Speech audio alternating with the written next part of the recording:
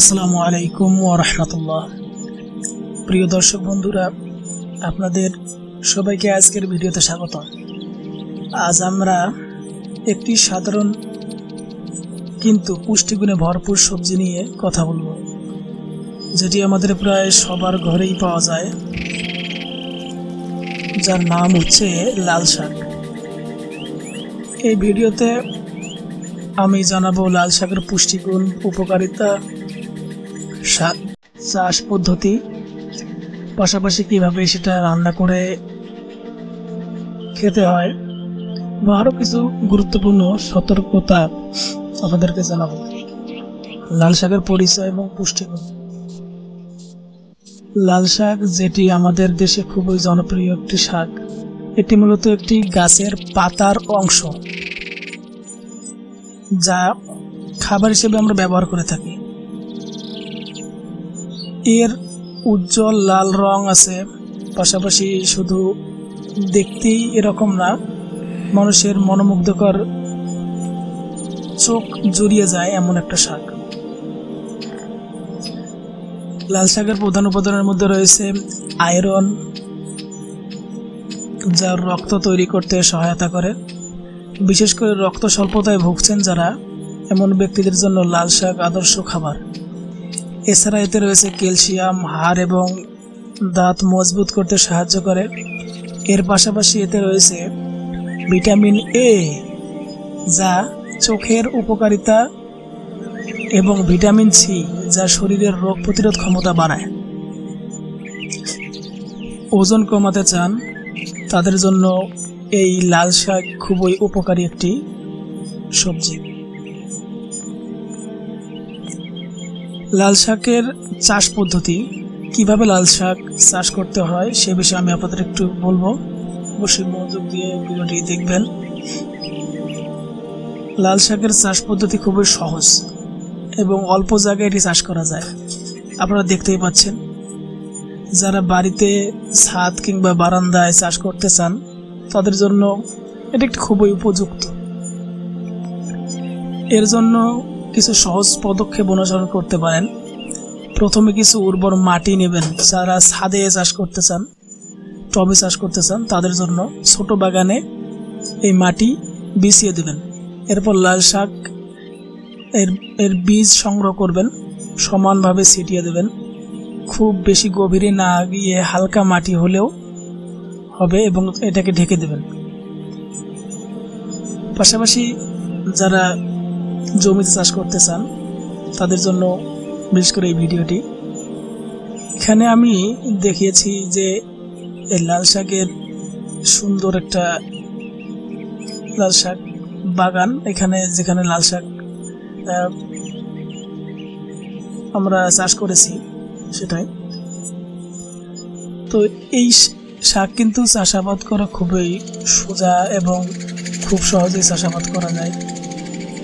এই শাক আপনি যে কোনোভাবেই সুন্দর করে চাষ করতে পারেন। দেখতে পাচ্ছেন আমি কিন্তু এখানে আমাদের যে সবজি বাগান এটার মধ্যে আসছি, তো আমি আপনাদেরকে দেখাতে চেষ্টা করতেছি যে আসলে ফলন কিরকম হয়েছে সেটা। তো আমি এখন আপনাদের লাল শাক রান্নার বিষয়টা একটু খুব সহজভাবে বলে দেব। যারা প্রথম আমার ভিডিও দেখতেছেন তারাও অবশ্যই ভিডিওটি চালিয়ে যাবেন। লাল শাক রান্না করা এত সোজা, খুবই সহজ এবং সময়ও খুব কম লাগে। যারা ব্যস্ত থাকেন, অফিসে থাকেন, বিশেষ করে বিভিন্ন কোম্পানিতে চাকরি করেন, তাদের জন্য একটি আদর্শ খাবার। খুব সুন্দর রেসিপি। প্রথমে লাল শাক ভালোভাবে ধুয়ে নেবেন এবং ছোট ছোট টুকরো করে নেবেন। একটা কড়াইয়ে পরিমাণ মতো পানি দেবেন এবং সেখানে খুব সোজা, খুব সহজেই আপনি এগুলোকে সিদ্ধ করে নেবেন একটু। এরপর তাতে কিছু পেঁয়াজ কুচি দেবেন, রসুন কুচি দেবেন এবং সামান্য লবণ দেবেন। এরপর বাদামি একটু রং হয়ে যখন আসবে, লাল শাক ভালোভাবে নাড়াচাড়া করবেন। কয়েক মিনিটের মধ্যে লাল শাক হয়ে যাবে। তো এটা একটা প্রথম সোজা নিয়ম বললাম। আর একটা সোজা নিয়ম আছে আপনাদের, সেটা হচ্ছে লাল শাকগুলোকে আগে সিদ্ধ করে নেবেন। সিদ্ধ করে নিয়ে আলাদাভাবে একটা ছোট জালি নেবেন। জালির মধ্যে দিয়ে লাল শাকের যে রস বেরোবে এগুলো একটু নিচে ছোট একটা বাটি দেবেন, এখানে রাখবেন। তারপর এই লাল শাকটাকে একটু পেঁয়াজ মরিচ দিয়ে সুন্দর করে তেলানি দেওয়া যেটাকে বলা হয় এটা করবেন, এতে লাল শাক খুব সুস্বাদু হবে। তারপর এই লাল শাকের যে নিচে ঝোল পাবেন এগুলোকে আপনি আপনার ইচ্ছা করলে সুন্দর করে আবার ডাউলের মতো করে তেলানি দিয়ে খেতে পারেন। এবারে আসা যাক লাল শাক স্বাস্থ্যর গুণ যেটা সেটা নিয়ে এবারে লাল শাকের স্বাস্থ্যগুণ নিয়ে একটু কথা বলবো, অবশ্যই আপনারা শুনবেন। লাল শাক শুধু খাবারের জন্য সুস্বাদু এমনটা নয়, স্বাস্থ্যকর অনেক দিক রয়েছে, স্বাস্থ্য উপকারিতা রয়েছে। নিয়মিত লাল শাক খেলে শরীরে আয়রনের ঘাটতি পূরণ হয়, যা রক্ত স্বল্পতা দূর করতে সহায়তা করে। লাল শাকে থাকা ফাইবার কোষ্ঠকাঠিন্য দূর করে, বিশেষ করে শিশু এবং বৃদ্ধদের জন্য এটি বেশি উপকারী।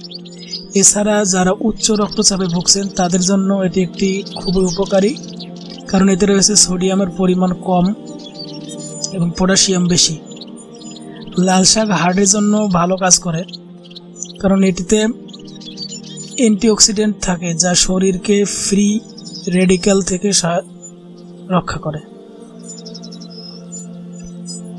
এই অ্যান্টিঅক্সিডেন্ট ক্যান্সারের ঝুঁকি কমাতে সহায়তা করে। তবে লাল শাক খাওয়ার সময় কিছু বিষয় মাথায় রাখা দরকার। লাল শাকে প্রচুর পরিমাণ এক্সট্রালেট থাকে, যা অতিরিক্ত খেলে কিডনিতে পাথর সৃষ্টি হতে পারে। তাই কিডনির সমস্যায় ভুগছেন যারা, তাদের সপ্তাহে 2 থেকে 3 বার লাল শাক খেতে পারেন। অতিরিক্ত লাল শাক খেলে কিছু মানুষের অম্বল হতে পারে, তাই যারা গ্যাস্ট্রিকের সমস্যায় ভুগছেন তাদের লাল শাক খাওয়ার পরিমাণ সীমিত রাখা ভালো। বন্ধুরা, সর্বোপরি আমি যে কথাটি বলবো, যারা লাল শাক পছন্দ করেন এবং যারা এগুলো চাষাবাদ জানেন, তারা সুযোগ পেলেই বাড়ির ছাদে কিংবা পতিত জমির মধ্যে এগুলো চাষাবাদ করতে পারেন। এতে করে আপনার পারিবারিক চাহিদাও মিটবে, পাশাপাশি আপনার যে ফ্যামিলি যে চাহিদা, লাল শাকের চাহিদা, খাবার চাহিদা, সেটাও কিন্তু পূরণ হবে। এবং পুষ্টিগুণে ভরপুর এই লাল শাক, ভিটামিন এ, তো এতে করে আমাদের সবার, অর্থাৎ যারা লাল শাক পছন্দ করে তাদের উপকার হবে। তো প্রিয় দর্শক, সর্বশেষ আমি কয়েকটি কথা বলবো, তা হলো আজকের ভিডিও এখানেই শেষ করব। আশা করছি লাল শাক সম্পর্কে এই তথ্যগুলো আপনাদের উপকারে আসবে। লাল শাক চাষাবাদ, এর রান্না করা এবং পুষ্টিগুণ সম্পর্কে তথ্যবহুল আপনাদের কাছে শেয়ার করলাম। সহজভাবে আপনাদের কাছে পৌঁছে দিতে পেরেছি বলে ধন্য মনে হচ্ছে। যদিও